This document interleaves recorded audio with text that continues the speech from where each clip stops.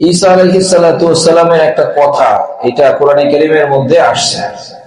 যারা 16 পারা হিফজ করেছে তারা জানো, ঈসা আলাইহিস সালাতু ওয়াস সালাম আল্লাহ তাআলা অলৌকিক ভাবে ওনাকে দুনিয়াতে পাঠিয়েছে। ওনার বাবা ছিল না, শুধু মায়ের মাধ্যমে দুনিয়াতে আসছে।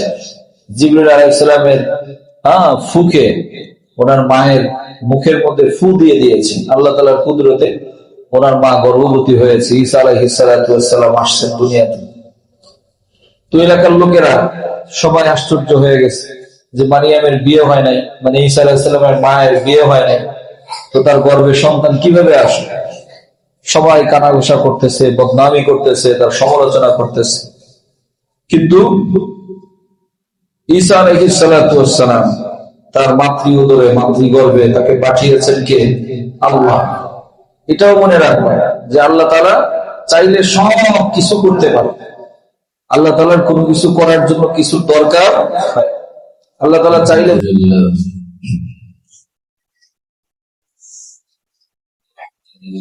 وكفى والسلام على عباده الذين اصطفى أما بعد فقد قال الله سبحانه وتعالى في كتابه المجيد وفرقانه الحميد بعد أعوذ بالله من الشيطان الرجيم بسم الله الرحمن الرحيم ثم أورثنا الكتاب الذين اصطفينا من عبادنا وقال النبي صلى الله عليه وسلم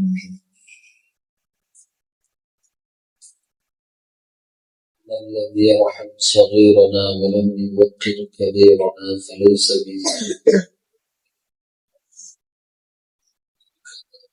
النبي صلى الله عليه وسلم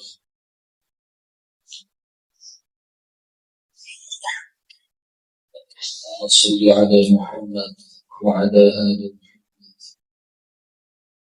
كما صليت على إبراهيم وعلى آل إبراهيم إنك حميد مجيد. اللهم بارك على محمد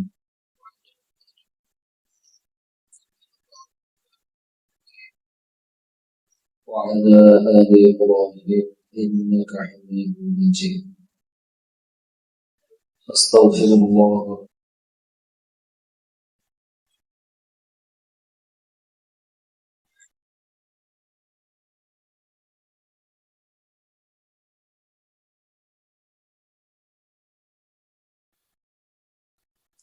হযরত বিলাল রাদিয়াল্লাহু আনহু হাফিজিয়া মাদ্রাসা কর্তৃক আয়োজিত বিশেষ এক মজলিস মাদ্রাসার সম্মানিত মুহতামিম সাহেব ঘোষণা করেছেন ছাত্রদের ইলম এবং আমল, পড়ালেখা পাশাপাশি সেটার বাস্তবায়ন, শিক্ষার পাশাপাশি দীক্ষার উন্নতি লক্ষ্যে এই আয়োজন। শুরুতেই আল্লাহ তাআলার কৃতজ্ঞতা জ্ঞাপন করি, আমরা শুকরিয়া জ্ঞাপন করি আল্লাহ তাআলার যে আল্লাহ রাব্বুল আলামিন কোরআনকে কেন্দ্র করে আমাদের এখানে একত্রিত করেছেন, জমা করেছেন।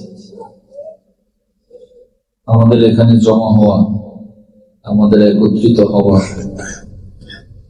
তোমাদের এখানে আসা এবং তোমাদের জীবনের সময়কে এই জায়গার মধ্যে ব্যয় করা, এটা একমাত্র কেন্দ্রবিন্দু হলো আল্লাহ তাআলার কোরআন। কোরআনকে কেন্দ্র করে আমাদের এই আয়োজন, কোরআনকে কেন্দ্র করে এই মাদ্রাসা, কোরআনকে কেন্দ্র করে ছাত্র এবং ওস্তাদের মধ্যে সম্পর্ক গড়ে ওঠে। এবং এই সব কিছুর পিছনে আমাদের মৌলিক যে বিষয়টা, সেই বিষয়টা হলো এই দুনিয়াতে আমরা এসেছি, আল্লাহ তাআলা আমাদেরকে পাঠিয়েছি। দুনিয়াতে আমরা যারা এসেছি, আমরা এখন যারা আছি, কেউ কি নিজের ইচ্ছায় দুনিয়াতে আমরা আসতে পারছি? হ্যাঁ, আমাদেরকে পাঠিয়েছেন, আমাদেরকে সৃষ্টি করেছেন কে? আমাদের খালেক কে? সবাই বলো কে? আল্লাহ আমাদেরকে সৃষ্টি করেছেন। আমরা একটা সময় দুনিয়াতে ছিলাম না। তোমরা যারা কোরআনে কারীম হিফজ করেছো, 29তম পারা যারা পড়েছো, সূরাতুদ দাহরে একেবারে প্রথম আয়াতে আল্লাহ তাআলা বলেন, হাল আতা আলাল ইনসান হিনুম মিনাদ দাহরি লাম ইয়াকুন শাইউন মাযকুরা। তোমার আমার উপর দিয়ে আল্লাহ তাআলার ঘোষণা, মানুষের উপর দিয়ে এমন একটা সময় চলে গিয়েছে যে সময় এই মানুষের কোনো আলোচনাই ছিল না।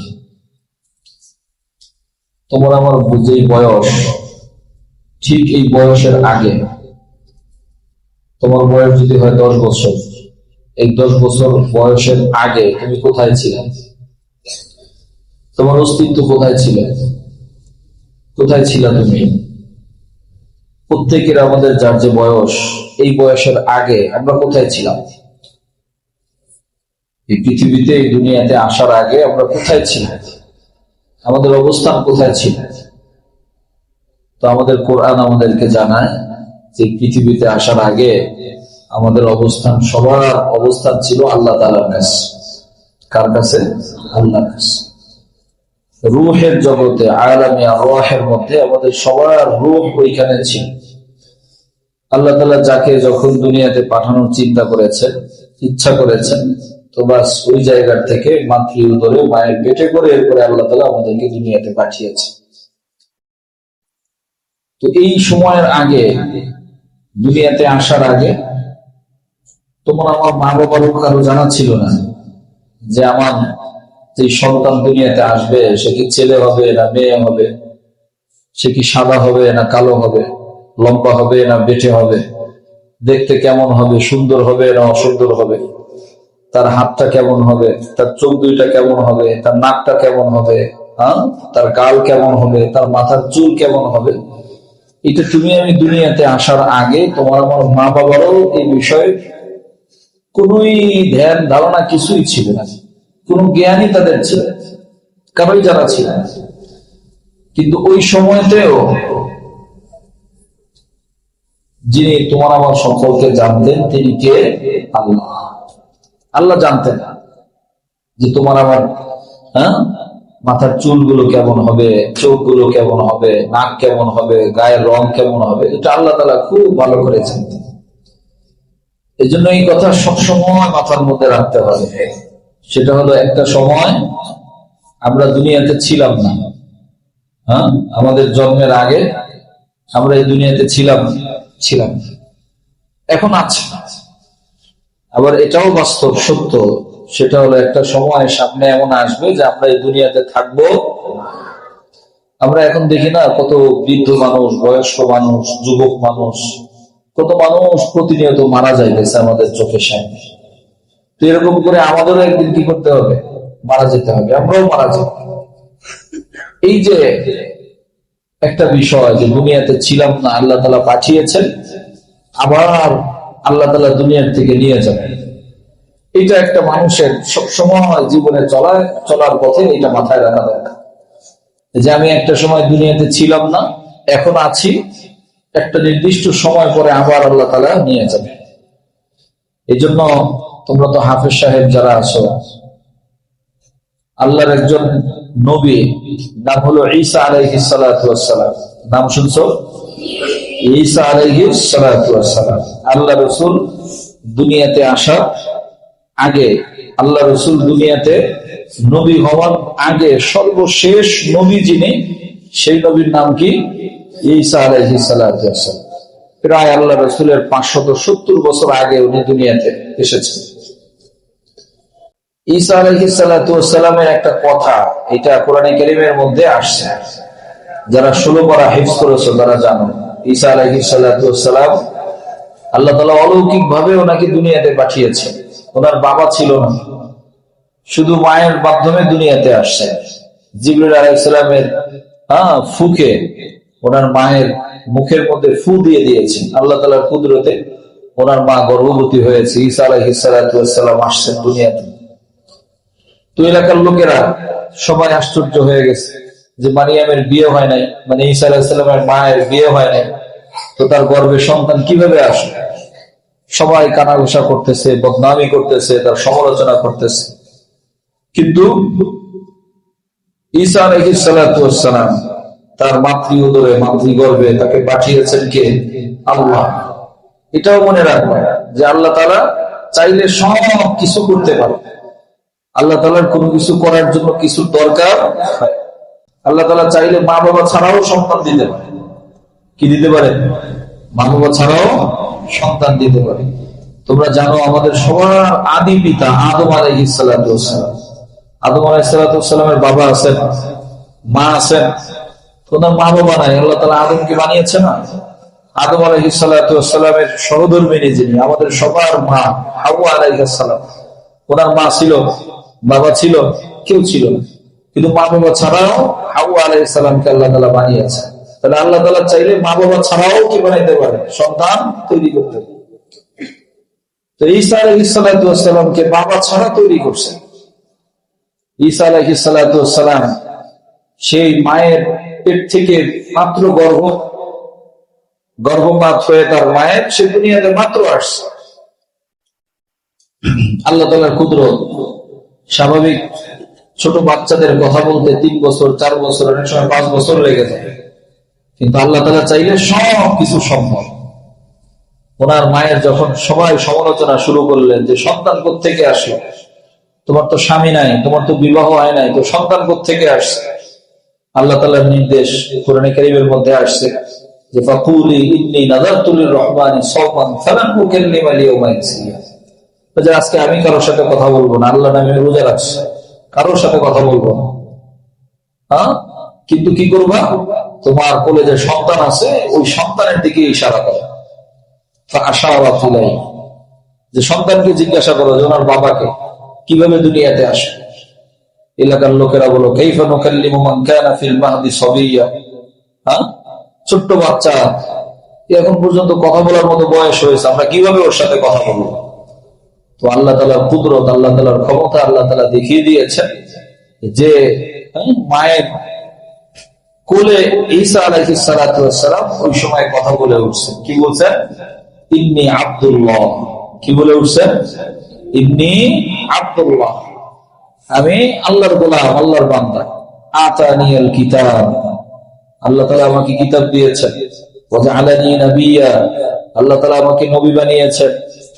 ওয়া আওসানি বিস-সালাতি ওয়াজ যাকাত, আল্লাহ তাআলা আমাকে 3টা কাজের আদেশ করছেন। কি? আমাকে নামাজ পড়তে বলছেন। কি পড়তে বলছেন? এজন্য আমাদেরও কি করতে হবে? নামাজ পড়তে হবে।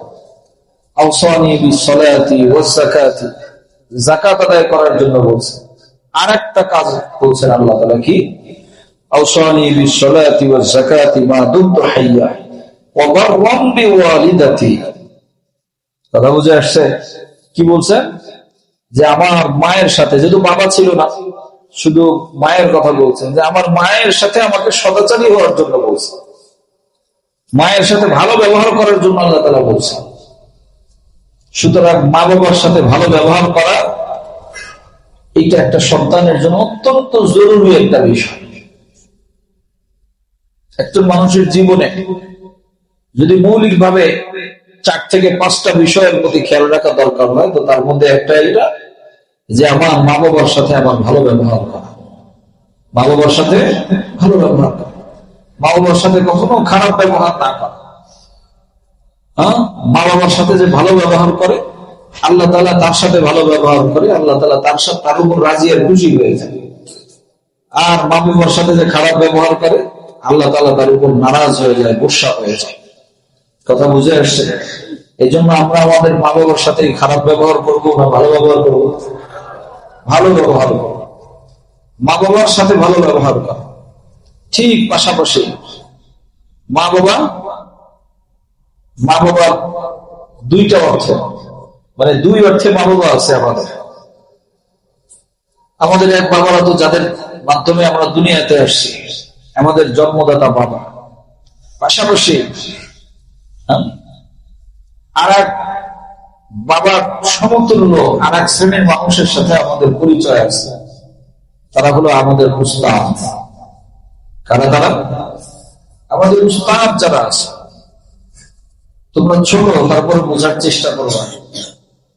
মা বাবা ওই যে শুরুতে বললাম কি করেছেন আমাদেরকে, আল্লাহ তাআলার কাছে আমরা ছিলাম, ওইখান থেকে মা বাবা আমাদেরকে দুনিয়াতে নিয়ে আসছে। আর আমাদের উস্তাদরা আমাদের পিছনে মেহনত করে, আমাদের পিছনে মেধা শ্রম সময় দিয়ে আমাদেরকে এমন গড়ে তোলার চেষ্টা করে যে যাতে এই মা বাবা যে মানুষটাকে আল্লাহ তাআলার কাছ থেকে দুনিয়াতে নিয়ে এসেছে, এই সন্তানটাকে কিভাবে আবার আল্লাহ তাআলার কাছে দামি করে পৌঁছানো যায়, সেই ফিকিরটা আমার উস্তাদ আমার জন্য। কথা বুঝে আসছে? আমার উস্তাদ আমার জন্য কি ফিকির করে, যাতে করে আমি পড়ালেখা করে, আমি ভালো মানুষ হয়ে, আল্লাহ ওয়ালা হয়ে, আল্লাহর প্রিয় পাত্র হয়ে আমি যাতে আমার আল্লাহর কাছে যাইতে পারি, আমার উস্তাদ আমার জন্য ওই ফিকির করে।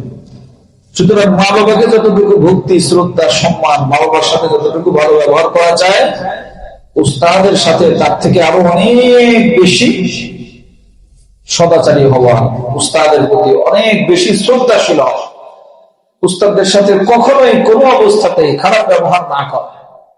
হ্যাঁ, উস্তাদের সামনে নিজের অপছন্দ, আমি যে বিষয়টাকে মানতে পারতেছি না, আমি যে বিষয়টাকে মেনে নিতে পারতেছি না, এই অসন্তোষ এইটা উস্তাদের সামনে প্রকাশ না।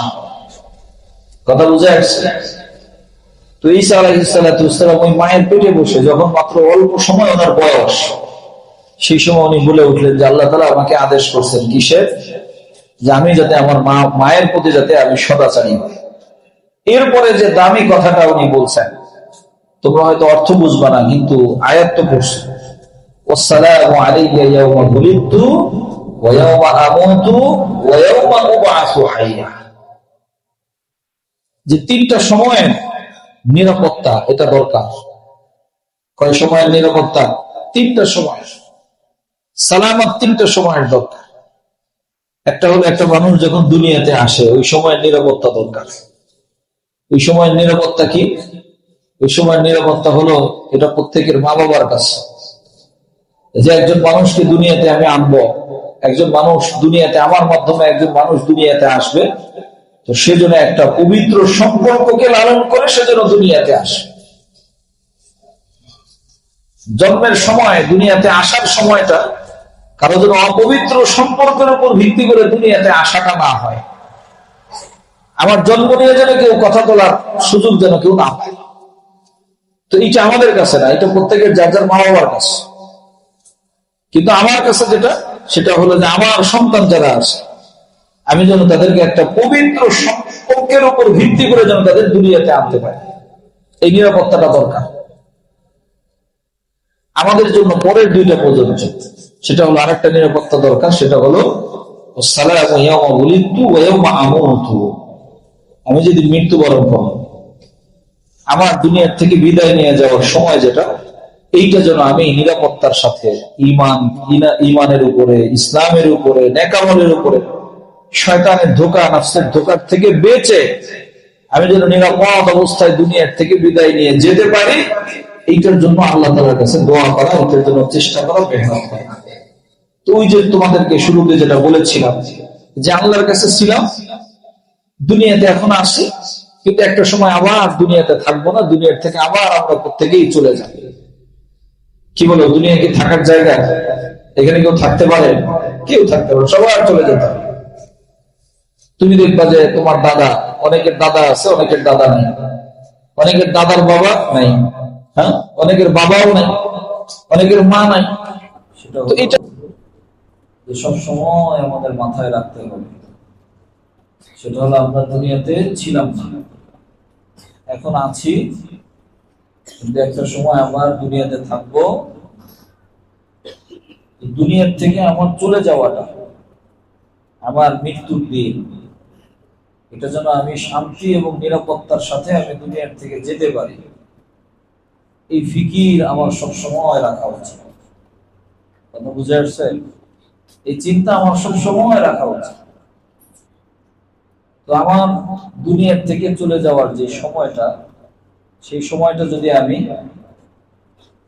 খুব শান্তির সাথে, আরামের সাথে, খুব নিরাপদ ভাবে আমি যদি দুনিয়ার থেকে বিদায় নিতে চাই, তো এই যে দুনিয়ার, যেদিন আমি দুনিয়াতে এসেছি, এই দুনিয়ার জীবন, হ্যাঁ, আর আমার চলে যাওয়ার যে সময়, এই যে মাঝখানের যে সময়টা আছে, এই সময়টার গুরুত্ব দেওয়া, এই সময়টাকে কাজে লাগানো।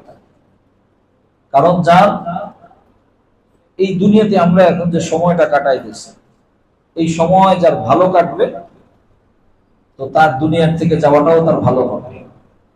আর এই সময়টা যার খারাপ কাটবে, তার দুনিয়ার থেকে যাওয়াটাও তার খারাপ হবে। সে শান্তি আর নিরাপত্তার সাথে দুনিয়ার থেকে যেতে পারবে না। এই জন্য এই যে আমরা যে এখন সময়টা পার করতেছি, আল্লাহ তাআলার শুকরিয়া এই জন্য যে আমাদের সময়টা যে পার হইতেছে, আমাদের যে প্রতিটা দিন যাচ্ছে, হ্যাঁ, এক এক দিন করে এরকম সপ্তাহ যাচ্ছে, মাস যাইতেছে, বছর যাইতেছে, তো এটা আল্লাহ তাআলার বড় মেহেরবানি যে কোরআনে কারীমের সাথে একটা সম্পর্ক অবস্থায় আমাদের সময়টা কাটতেছে। এটা আল্লাহ তাআলার বড় মেহেরবানি। দুনিয়াতে আল্লাহ তাআলা অনেক মানুষ রাখছেন, হ্যাঁ, এই যে তোমরা এখন যারা ধরো এখানে বসা আছি, আমরা যারা এখানে বসা আছি, তুমি যদি এদিক সেদিক একটু তাকাও, তাহলে দেখবা যে তোমার মতো এই বয়সের অনেক বাচ্চারা আছে যারা কোরআনে কারীমের সাথে তাদের ন্যূনতম কোনো সম্পর্ক নেই। এমন বাচ্চা আছে না? অনেক অনেক আছে।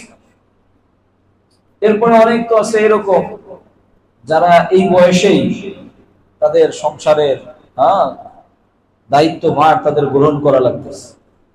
মাঝে মাঝে দেখবো যে হোটেলে এরকম তোমার মতো ছোট ছোট বাচ্চারা, মানুষ খেয়ে দিয়ে চলে যায়, এরপরে তাদের ওই প্লেট টেলেট এগুলো পরিষ্কার করে, হ্যাঁ, হোটেলের মধ্যে গেলে পরে টেবিলের মধ্যে পানি দেয়, দেয় না এরকম অনেক বাচ্চারা? ঠিক দেখবো যে তোমার বয়সে এরকম একটা বাচ্চা, তোমার বয়সে এরকম অনেক বাচ্চা দেখবা ওই যে টেম্পুর মধ্যে, লেগুনার মধ্যে জনগণের কাছ থেকে, পাবলিকের কাছ থেকে ভাড়া তুলে। এরকম অনেক ছোট ছোট বাচ্চা আছে দেখবা, যেগুলো কাঁধের মধ্যে একটা ব্যাগ নিয়ে ওই রাস্তায় রাস্তায় তারা প্লাস্টিকের, হ্যাঁ, তোমার প্লাস্টিক জাতীয় জিনিস, বোতল, কৌটা যেগুলো পায়, এগুলো টোকাইতেছে। তোমার মধ্যে এরকম অনেক ছোট বাচ্চা আছে দেখবা, যে ডাস্টবিনের মধ্যে, হ্যাঁ, ডাস্টবিন থেকে তারা অনেক জিনিস তুলতেছে। এই যে তোমার বয়সী এইরকম অনেক বাচ্চা, কেউ হোটেলে কাজ করতেছে, কেউ, হ্যাঁ, লেগুনার মধ্যে হেলপারি করতেছে, কেউ টোকাই হয়ে গেছে। এরকম তুমি কমলাপুরে যাইবা, তোরা রাস্তার পাশে দেখবে তোমার মতো অনেক অসহায় বাচ্চারা, হ্যাঁ, এমনকি মানুষের কাছে ভিক্ষার জন্য হাত পাততেছে। এরকম বাচ্চারাও আছে। তুই এত শত বাচ্চাদের মধ্যে, বিভিন্ন ধরনের বাচ্চাদের মধ্য থেকে আল্লাহ তাআলা বাছাই করে, হ্যাঁ, তোমাকে আমাকে যে ওই অবস্থায় রাখে নাই, এই জন্য আল্লাহ তাআলার শুকরিয়া, আলহামদুলিল্লাহ। আল্লাহ তাআলা চাইলে, হ্যাঁ, তুমি আমি ওই জায়গার মধ্যে থাকতে পারতাম, আর ওই বাচ্চাটাও এখানে আসতে পারত। তুমি যে আজকে এই জায়গার মধ্যে বসা, আর ওই বাচ্চা যে রাস্তার মধ্যে বিভিন্ন জিনিস টুকাইতেছে, সে যে মানুষের কাছে হাত পাততেছে, ভিক্ষা করতেছে, তো তোমাকে যে আল্লাহ তাআলা ওইখানে রাখে নাই, আমাকে যে, হ্যাঁ, এইখানে রাখছে এবং কোরআন শিখান এই কাজের মধ্যে রাখছে, এটা আমাদের উপরে মেহেরবানি। কার? আল্লাহর মেহেরবানি। সবসময় এটা মাথার মধ্যে রাখা যে আল্লাহ তাআলা আমাকে ভালো জায়গার মধ্যে রাখছে। বিশেষ করে এইটা মাথার মধ্যে রাখা, সেটা হলো এই যে আমি কোরআনে কারীম পড়তে পারতেছি, এই যে কোরআন আমি শিখতেছি, আমি এই যে কোরআন হেফজ করতেছি, আল্লাহর কোরআন যে আমার সিনার মধ্যে ঢুকতেছে, তো এইটাও আল্লাহ তাআলার বড় মেহেরবানি একটা, যেটা আল্লাহ তাআলা সবাইকে দিয়ে করাইতেছে। এবং যাদের যে সিনাগুলোকে, যেই মানুষগুলোকে আল্লাহ তাআলা কোরআন তাদের সিনার মধ্যে রাখার জন্য যে মানুষগুলো রাখতেছে, আল্লাহর ভাষায় এই মানুষগুলোকে আল্লাহ তাআলা পছন্দ করছেন বিধায় আল্লাহ তাআলা এদের সিনার মধ্যে কোরআন রাখতেছেন। সুতরাং তুমি আমি যে কোরআনে কারীম পড়তে পারতেছি, তুমি আমি কোরআনে কারীম যে হিফজ করতে পারতেছি, কোরআন যে আমি শিখতে পারতেছি, এইটাই প্রমাণ বহন করে যে আল্লাহ তাআলা তোমাকে আমাকে অনেক মানুষের মধ্য থেকে বাছাই করছে। আয়াতের মধ্যে তো এরকমই আসছে, সুম্মা আওরাসনাল কিতাব আল্লাযীনা ইসতাফাইনা মিন ইবাদিনা। এই আসমানি কিতাব, এই কোরআন, এটা আমি ওই সমস্ত মানুষদেরকেই আমি দিয়েছি যাদেরকে আমি নির্বাচন করেছি। সুতরাং আল্লাহ তাআলা তোমাকে আমাকে নির্বাচন করছেন অনেক বাচ্চাদের মধ্য থেকে, অনেক মানুষের মধ্য থেকে। তো এটাই তো অনেক বড় একটা প্রাপ্তি আল্লাহ তাআলার কাছ থেকে। তো প্রত্যেকটা নিয়ামত আল্লাহ তাআলার কাছ থেকে, প্রত্যেকটা জিনিস পাওয়ার পরে, যে কোনো একটা জিনিস পাওয়ার পরে সেটার একটা শুকরিয়া আছে। আমি আল্লাহ তাআলার কাছ থেকে একটা নিয়ামত পাইলাম, যদি আমি সেই নিয়ামতের কদর করি তো ওই নিয়ামত আল্লাহ তাআলা আমাকে আরো বাড়ায় দেন। আল্লাহ তাআলার কাছ থেকে একটা নিয়ামত পাইলাম, কিন্তু সেই নিয়ামতের কি করলাম না? শুকরিয়া আদায় করলাম না, সেই নিয়ামতের কৃতজ্ঞতা আদায় করলাম না, তো আল্লাহ তাআলা ওই নিয়ামত আমার কাছ থেকে ছিনায় নেয়।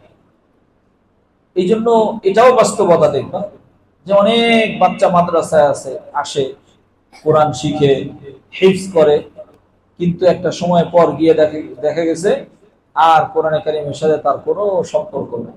কোরআন দেখেও পড়তে পারে না, হিফজ তো অনেক পরের কথা। কেন হয়? ওই যে আল্লাহ তাআলা যে নিয়ামত দিয়েছেন, ওই নিয়ামতের কি করতে পারে নাই? শুকরিয়া আদায় করতে পারে।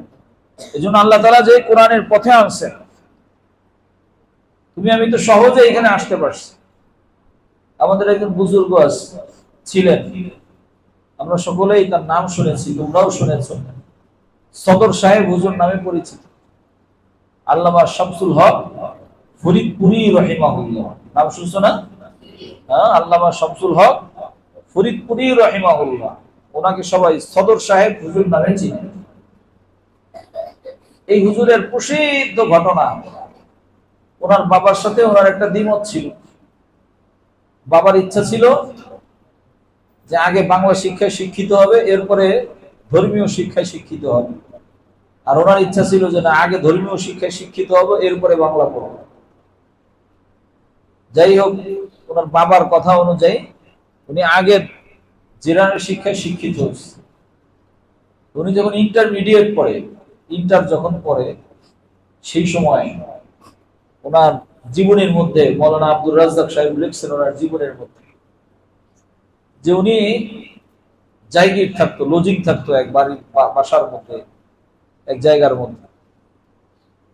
তো রাতের বেলা সন্ধ্যার পরে যখন ওই বাসার থেকে খাওয়া দাওয়া করে আসতো, খাবার টাবার নিয়ে আসতো, তো ওনার বাবার নির্দেশ আগে জেনারেল শিক্ষায় শিক্ষিত হইতে হবে, এরপরে কোরআন পড়তে হবে। তো উনি বলতেন এরকম যে রাতের বেলা মাগরিবের পরে বা কখনো কখনো এশার পরে যখন ওই জায়গির থেকে, লজিং থেকে যখন খাবার খেয়ে আসতেন, অন্ধকার, রাস্তাঘাটে কোনো মানুষ থাকতো না, তো মসজিদের মধ্যে ঢুকতেন। ঢোকার পরে ওই কোরআনে কারীম একটা নিতেন, নেওয়ার পরে ওই কোরআন বুকে নিয়ে মসজিদের পাশে কোনো বনের মধ্যে ঢুকে যাইতেন। গাছপালা যেই জায়গার মধ্যে আছে ওই জায়গার মধ্যে ঢুকতেন। এরপরে বুকের সাথে কোরআন শরীফ লাগায়া ইচ্ছা মতনে আল্লাহ তাআলার কাছে কান্নাকাটি করতেন যে আল্লাহ, তোমার এই কোরআন আমি এটা পড়তে পারি না, তোমার এই কোরআন আমি দেখি চোখের সামনে আছে, কিন্তু আমি পড়তে জানি না, বুঝি না। আল্লাহ, তোমার এই কোরআন পড়ার, বোঝার এটা তৌফিক আল্লাহ তাআলা তুমি আমাকে দিও। অঝরে কাঁদতেন ওই বনের মধ্যে ঢুকে। এরপরে উনি আবার ফিরে আসতেন। তো আল্লাহ তাআলার কাছে ওনার এই চোখের পানি আল্লাহ তাআলা কবুল করছেন। ইন্টারমিডিয়েট পাস করার পর এরপরে ওনার বাবা ওনাকে কলিকাতায় পাঠাইছেন পড়ালেখা করার জন্য। উনি ওই পড়ালেখা বাদ দিয়ে উনি আশা করি থানবীর রহমাতুল্লাহ হাত ধরে বাস, এরপরে তো উনি এই ধর্মীয় শিক্ষায় উনি শিক্ষিত হয়েছেন। এবং এই পরিমাণ আল্লাহ তাআলা কবুল করছেন যে উনি মারা গেছেন সেই কত আগে। এখন পর্যন্ত এই বাংলাদেশে কোনো বুজুর্গের নাম যখন মানুষ নেয়, তো শামসুল হক ফরিদপুরি রহিমাহুল্লাহর নাম মানুষ এখন পর্যন্ত নেয়। এবং আমরা আশাবাদী কিয়ামত পর্যন্ত আল্লাহ তাআলা ওনাদের নাম যুগে যুগে যুগে যুগে মানুষ এটা নিতে থাকবে। এই জন্য আল্লাহ তাআলার শুকরিয়া আদায় করা যে আল্লাহ তাআলা আমাকে এই কোরআনের জন্য আল্লাহ তাআলা কবুল করছে। কেন এই শুকরিয়া আদায় করব? কারণ এই কোরআনে কারীমের সাথে তুমি যদি সম্পর্ক রাখতে পারি, ওই যে শুরুতে বলছি যে দুনিয়ার থেকে আমি যেদিন চলে যাব, তো তোমার আমার যাওয়াটা অনেক নিরাপদ, অনেক শান্তির যাওয়া, এবং নিরাপত্তার সাথে এই দুনিয়ার থেকে তোমার আমার কবরের জিন্দেগি শুরু হবে, এই দুনিয়ার থেকে খুব নিরাপত্তার সাথে যাবে। এই জন্য এই কোরআনে কারীমের সাথে লেগে থাকে। আমরা এখন কোরআনে কারীমের সাথে কিভাবে লেগে থাকি, কাজ কি আছে? বাস আমাদের এখন কাজ হলো এই যে আমার উস্তাদ আমাকে যেইভাবে দিক নির্দেশনা দেয়, যেইভাবে আমাকে আমার উস্তাদ দিক নির্দেশনা দেয়, ওইভাবে আমি বাস এখন কোরআনে কারীমের সাথে আমি সম্পর্ক তৈরি। হুজুর যেভাবে বলেন, বাস আমাকে পড়ার জন্য বলছেন তো পড়তে থাকি, আমাকে শোনানোর জন্য বলছেন তো দাঁড়ায় শোনাইতে থাকি, আমাকে নামাজে তেলাওয়াতের জন্য বলছেন তো নামাজে তেলাওয়াতের মধ্যে থাকি। উস্তাদ আমাকে যেভাবে চালাবেন বাস ওইভাবে আমি চলতে থাকি। আমি যদি আমার উস্তাদ যেইভাবে আমাকে চালান ওইভাবে যদি আমি আমার নিজেকে চালাইতে পারি, তো বিশ্বাস করো এবং এটা মনে রাখো, সেটা হলো কিয়ামতের দিন উস্তাদ কোথায় থাকবে ওইটা দেখার বিষয় না, কিন্তু তোমার উস্তাদ তোমাকে যেভাবে চালায় তুমি যদি সেইভাবে চলতে পারো, তো সাহাবায়ে কেরাম যেই জায়গার মধ্যে কিয়ামতের দিন থাকবে, তোমার স্থান ওই জায়গার মধ্যে আল্লাহ তাআলা দিয়ে দেবে। কথা বুঝে আসছে? আমাদের এই যে ছাত্র এবং উস্তাদের সম্পর্ক, এটা কিন্তু এই দুনিয়াতে নতুন সম্পর্ক না যে এখন তোমরাই ছাত্র আর তোমাদের উস্তাদরাই উস্তাদ। এর আগে ছাত্র উস্তাদের আর কোনো সম্পর্ক দুনিয়াতে ছিল না, এরকম না। আমাদের এই সম্পর্ক এটা বহুত পুরনো সম্পর্ক। 1447 বছর ধরে এই সম্পর্ক চলে আসছে। কত বছর ধরে? 1447 বছর ধরে এই সম্পর্ক চলে আসতেছে। আল্লাহ রাসূল হলেন উস্তাদ, সাহাবায়ে কেরাম হলেন ছাত্র। তোমাদেরকে এখন তোমাদের উস্তাদরা যেভাবে শিখাইতেছে, আল্লাহ রাসূল ও সাহাবায়ে কেরামকে এরকম হাতে ধরে ধরে ধরে ধরে শিখাইছে। কথা বুঝে আসছে? যে যত বেশি উস্তাদের কাছে নিজেকে অর্পণ করতে পারছে, উস্তাদের কথা অনুযায়ী যে যত বেশি চলতে পারছে, এটা একেবারে লিখে রাখো যে সে তার জীবনে তত বেশি সফল হয়েছে। তোমরা সাহাবীদের নাম শুনছো? সাইয়্যিদুনা আবু বকর সিদ্দিক নাম শুনছো না? আবু বকর রাদিয়াল্লাহু আনহু, ওমর রাদিয়াল্লাহু আনহু, উসমান রাদিয়াল্লাহু আনহু, আলী ইবনে আবি তালিব, আলী রাদিয়াল্লাহু আনহু, এরকম সাহাবায়ে কেরামের নাম জানো না? শুনছো না? আর একজন সাহাবীও আছে এরকম, সাহাবীর নাম হলো সাহাবী আবু হুরায়রা রাদিয়াল্লাহু আনহু। নাম শুনছো? আবু হুরায়রা। আচ্ছা, আবু বকর রাদিয়াল্লাহু আনহুর মর্যাদা বেশি না আবু হুরায়রার মর্যাদা বেশি?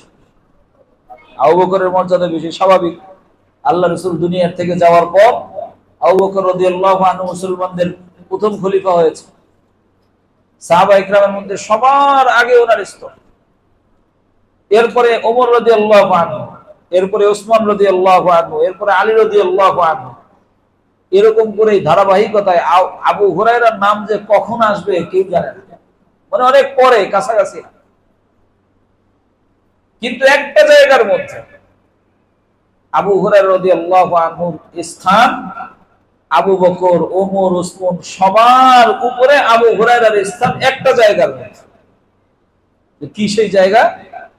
সেই জায়গা হলো এই যে সাহাবী আবু হুরায়রার দ্বারা আল্লাহ রাসূলের এই পরিমাণ কথা এবং কাজ সংরক্ষিত হয়েছে, যেই পরিমাণ কথা কাজ মানে যেটাকে হাদিস বলে, ওই পরিমাণ হাদিস আবু বকর রাদিয়াল্লাহু আনহু সংরক্ষণ করতে পারে নাই, ওমর, উসমান, আলী কারো দ্বারা ওই পরিমাণ হাদিস সংরক্ষণ করা সম্ভব হয় নাই, যেই পরিমাণ হাদিস সংরক্ষণ সাইয়্যিদুনা আবু হুরায়রা রাদিয়াল্লাহু আনহু করছে।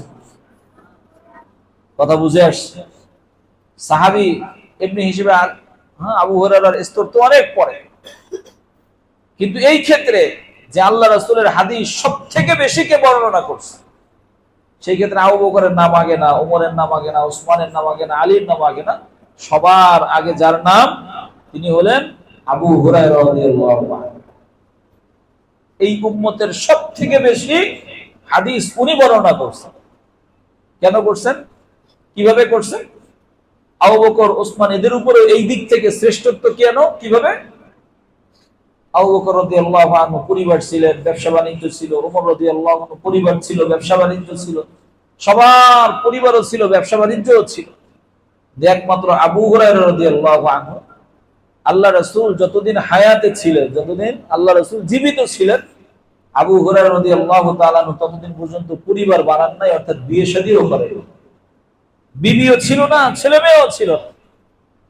দিন রাত একাকার করে আল্লাহ রাসূলের দরবারে পড়া ছিল। কোনো ব্যবসা বাণিজ্য নাই। আল্লাহ রাসূল যদি কোনো কিছু খেতে দিতেন তো খাইতেন, যদি খেতে না দিতেন তো না খেয়ে পড়ে থাকতেন আল্লাহ রাসূলের দরবারে। এবং এই হিস্ট্রি তো তোমরা সবাই শুনছো। আবু হুরায়রা রাদিয়াল্লাহু আনহু মাঝে মাঝে এমন অবস্থা হতো যে উনি লাগাতার কয়েকদিন খাবার মতো কোনো কিছু পাইতেন না, শুধু পানি খেয়ে থাকতেন। এরকম না খেয়ে থাকতে থাকতে থাকতে থাকতে আবু হুরায়রা মাঝে মাঝে বেহুশ হয়ে পড়ে যাইত। তো মানুষ মনে করতো যে আবু হুরায়রার কি হয়েছে, মির্গি বেরাম হয়েছে। এই জন্য মানুষ পায়ের কাছে, নাকের কাছে জুতা শুকায়। আবু হুরায়রা রাদিয়াল্লাহু আনহু মানুষ মনে করে যে আমার রোগ মির্গি বেরাম, এই জন্য আমি পড়ে আছি। আসলে তো আমার মির্গি বেরাম না, আসলে লাগাতার কয়েকদিন খাবার না খাওয়ার কারণে আমি মাথা ঘুরে আমি পড়ে আসছি। কথা বুঝে আসছে? কিন্তু আল্লাহ রাসূলের দরবার ছেড়ে যায় না, উস্তাদের দরবার ছেড়ে যায় না। উস্তাদের দরবারে পড়েছিল, খেয়ে না খেয়ে পড়েছিল উস্তাদের দরবার। আল্লাহ তাআলাও মর্যাদা দিচ্ছেন। কেমন মর্যাদা দিচ্ছেন? যে আবু বকর, ওমর, উসমানের মতো সাহাবীরা হাদিস যদি জানার দরকার হইতো, প্রয়োজন পড়তো, তো সবাই আবু হুরায়রার দ্বারস্থ হইতো, আবু হুরায়রার কাছ থেকে হাদিস। যেহেতু আবু হুরায়রা রাদিয়াল্লাহু আনহু নাম চলে আসছে, তোমাদেরকেও বলি। আবু হুরায়রা রাদিয়াল্লাহু আনহুর আরেকটা ছোট্ট প্রসিদ্ধ ঘটনা আছে। আবু হুরায়রা রাদিয়াল্লাহু আনহু নিজে বলেন যে আমি যখন আল্লাহ রাসূলের কাছে আসি প্রথম দিকে, তো আমি কোনো কিছু মনে রাখতে পারতাম না, আমি সব কিছু ভুলে যাইতাম। আল্লাহ রাসূলের কাছ থেকে যা শুনতাম, আল্লাহ রাসূলকে যা দেখতাম, কোনো কিছু আমার মনে থাকতো না, ভুলে যাইতাম। আমাদের অনেক ছাত্ররা আছেন অনেক পড়ে কিন্তু কি থাকে না, মনে থাকে না, ভুলে যায়। আবু হুরায়রা রাদিয়াল্লাহু আনহুর একই অবস্থা ছিল। তো আবু হুরায়রা রাদিয়াল্লাহু আনহু আল্লাহ রাসূলের কাছে একবার গিয়ে খুব কাকুতি মিনতি করে বলেন, আল্লাহ রাসূল, আমি তো এরকম করি, আমি এরকম আপনার কথা শুনি, কিন্তু আমি আল্লাহ রাসূল এটা মনে রাখতে পারি। আল্লাহ রাসূল বলেন, যদি মনে রাখতে পারো না, বলে যে না। আল্লাহ রাসূল বললেন যে এক কাজ করো, কি? একটা চাদর বিছাইতে বললেন। কি বলছেন? একটা চাদর, এটা বিছাও। তো চাদর বিছাইছে। ওই চাদরের উপরে আল্লাহ রাসূল কিছু বলে ফু দিছে, দম করছে। এরপরে আবু হুরায়রা বলছে, আবু হুরায়রা তুমি এক কাজ করো, এই চাদরটা এবার গায়ের মধ্যে জড়াও। আবু হুরায়রা রাদিয়াল্লাহু আনহু ওই চাদর গায়ের মধ্যে জড়াইছে। আবু হুরায়রা রাদিয়াল্লাহু আনহু নিজে বলেন যে আল্লাহ রাসূলের এই চাদর, এটা আমি গায়ের মধ্যে জড়ানোর পর থেকে আল্লাহ রাসূলের কাছ থেকে জিন্দেগিতে যা শুনেছি, মৃত্যুর আগ পর্যন্ত আমি আর কোনোদিন এটা ভুলিনি। এই যে উস্তাদ হইলেন আল্লাহ রাসূল জনাবে মুহাম্মদুর রাসূলুল্লাহ সাল্লাল্লাহু আলাইহি ওয়াসাল্লাম, আর ছাত্র হইলেন কে? আবু হুরায়রা। কথা বুঝে আসছে? তাহলে ওই কথা যে আমাদের এই ছাত্র উস্তাদের এই সম্পর্ক, এটা এখন না, এটা সেই আল্লাহ রাসূলের সময়ের থেকে। সুতরাং আমাদেরকে ছাত্র হইতে হবে আবু হুরায়রার মতো। কার মতো ছাত্র হইতে হবে? আবু হুরায়রার মতো। বাস নিজের উস্তাদের দরবার ছেড়ে যাওয়া যাবে না, উস্তাদের কাছ থেকে যাওয়া যাবে না, নিজেকে সম্পূর্ণরূপে উস্তাদের কাছে অর্পণ করতে হবে। বাস আমার উস্তাদ আমাকে যেভাবে বলেন, যেভাবে চলতে বলেন, যেভাবে পড়তে বলেন, যখন যেটা বলেন, যে নিয়ম কানুনের কথা বলেন, ওইগুলোই যদি আমি মেনে চলতে পারি, তখনই আমার জীবন সার্থক হবে। ওই আল্লাহ তাআলার কাছেও প্রিয় পাত্র হব। আর হলো এই যে দুনিয়ার থেকে যেদিন আমি চলে যাব, আমি মারা যাব, সেই দিন আল্লাহ তাআলা আমাকে শান্তি আর নিরাপত্তার সাথে জান্নাত থেকে আল্লাহ তাআলা ফেরেশতা পাঠায় আমাকে দুনিয়া থেকে নেওয়ার বন্দোবস্ত আল্লাহ তাআলা। মনে থাকবে তো ইনশাআল্লাহ? তাহলে আমাদের এই টোটাল যেই কথা, এই কথার মূল যেই কথা, দুইটা বা তিনটা কথা, ওই দুই তিনটা কথা আমরা মনে রাখবো। নাম্বার এক, সেটা হলো যে আমরা এই দুনিয়াতে একটা সময় ছিলাম না। ছিল নাকি? হ্যাঁ, যার বয়স 10 বছর, সে 10 বছর আগে 11 বছর, 11তম বছরে কই ছিল সে? হ্যাঁ, ছিলাম। কার কাছে ছিলাম? আল্লাহর কাছে ছিলাম। কার কাছে ছিলাম? আল্লাহর কাছে ছিলাম। একটা সময় আমি ছিলাম না, এখন আল্লাহ তাআলা আমাদেরকে রাখছেন এই দুনিয়াতে। আল্লাহ তাআলাই আমাকে আনছেন এই দুনিয়াতে, আল্লাহ তাআলাই আমাকে পাঠাইছেন, আল্লাহ তাআলাই আমাকে সৃষ্টি করছেন। এইটা মাথার মধ্যে রাখা লাগবে। এইটাও পাশাপাশি রাখা লাগবে, সেটা হলো এখন যে আমি আসি, আমি একটা সময় আবার দুনিয়াতে থাকবো না, আমাকে চলে যেতে হবে। তবে আমার সেই যাওয়াটা, এটা যেন শান্তির যাওয়া হয়, নিরাপত্তার যাওয়া হয়, আমার যেন ভালো মানুষের যাওয়া হয়, আল্লাহ যেন জান্নাত থেকে ফেরেশতা পাঠায় আমাকে নেওয়ায়, এমন জীবন আমাকে করতে হবে। আর সেই জীবন যদি আমি করতে চাই, তো এই যে মাঝখানের যে সময়টা আছে, এই সময়টা আল্লাহ তাআলা আমাদেরকে যেহেতু কবুল করেছেন, যে আল্লাহ তাআলা কোরআনে কারীমের সাথে সম্পর্ক তৈরি করার মাধ্যম আল্লাহ তাআলা করে দিয়েছেন, তো আমার এই জীবনে কোরআনে কারীমের সাথে সম্পর্ক রেখে যেন আমি চলি। কোরআনে কারীমের সাথে সম্পর্ক রেখে চলার সহজ পদ্ধতি হলো এই, সেটা হলো আমার উস্তাদ আমাকে যেভাবে বলেন, বা সাহাবায়ে কেরাম আল্লাহ রাসূলকে যেভাবে অনুসরণ করছেন, সাহাবায়ে কেরাম আল্লাহ রাসূলকে যেভাবে মেনেছেন, সাহাবায়ে কেরাম আল্লাহ রাসূলের সামনে যেভাবে নিজেকে অর্পণ করেছেন, বাস আমিও ওই পথে, ওই মতে, ওইভাবে আমিও আমার উস্তাদের সাথে সম্পর্ক রেখে চলব। মানা যাবে না ইনশাআল্লাহ? আর মাঝে মাঝে ওই কথাটাও স্মরণ করব, সেটা হলো এই যে আমি মাদ্রাসায় আছি, আল্লাহ তাআলা আমাকে মাদ্রাসার মধ্যে এনেছেন, কোরআন শিক্ষার সুযোগ আল্লাহ তাআলা করে দিয়েছেন। আমার মতো অনেক বাচ্চা আছে, যেই বাচ্চারা কোরআনে কারীম শেখা তো দূরের কথা, মাদ্রাসায় আসা তো দূরের কথা, রাস্তায় রাস্তায় হাঁটতেছে, মানুষের কাছে ভিক্ষা করতেছে, হ্যাঁ, হোটেলের মধ্যে কাজ করতেছে, হ্যাঁ, টেম্পুর মধ্যে তোমার ভাড়া কাটতেছে, রাস্তার মধ্যে প্লাস্টিক টোকাইতেছে। তো আল্লাহ তাআলা ওই বাচ্চার থেকে তো আলহামদুলিল্লাহ আমাকে তো ভালো রাখছে। কথা বুঝে আসছে না? এই বিষয় মাঝে মাঝে চিন্তা করব, তো আমার জন্য পড়ালেখা এটা সহজ হয়ে যাবে, এবং কোরআন শেখা এটা সহজ হয়ে যাবে। শয়তান সহসায় আমাকে আর ধোঁকা দিতে পারবে। কথাগুলো মনে রাখা যাবে না ইনশাআল্লাহ? আল্লাহ তাআলা আমাদের সবাইকে কথাগুলো বুঝে শুনে, এগুলোকে হৃদয়ঙ্গম করে, উস্তাদের দিক নির্দেশনা অনুযায়ী কোরআনে কারীমের সাথে আল্লাহ তাআলা যে যাত্রা শুরু করেছেন, আল্লাহ তাআলা কোরআনে কারীমের সাথে যে সম্পর্ক শুরু করেছেন, এই সম্পর্ক রেখে যেন দুনিয়ার সফর, দুনিয়ার জীবন আমরা শেষ করে কবর পর্যন্ত যেন আমরা পৌঁছে যেতে পারি। আল্লাহ তাআলা আমাদের সবাইকে আমল করার তৌফিক দান করুন। আমিন। ওয়া আখিরু দাওয়ানা আলহামদুলিল্লাহি রাব্বিল আলামিন।